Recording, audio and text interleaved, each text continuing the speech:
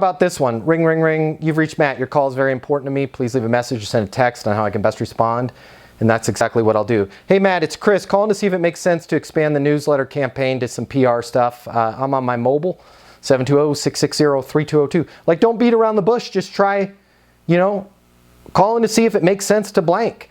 If they're already doing business with you, it probably does. Like in my case, calling to see if it makes sense to expand your account over to the rest of the sales regions, take you from a 25-person account at eastonuniversity.com to a 100-person account. I don't need to beat around the bush with that. Yeah, it does. That's actually was on our list. It's a conversation. It just happened this morning. That was on our list of things to get knocked off before the end of the year. Awesome. Does it make sense for me to send you over the link so you can upgrade your membership now?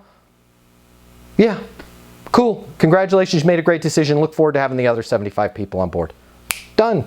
Right? All I didn't even call with an idea. Just, hey, I noticed that when we had first signed up, you guys did only one region. Does it make sense to upgrade from 25 people to 100 so you can get the rest of the company on board? Yup. Right? Just try that. Does it make sense to blank?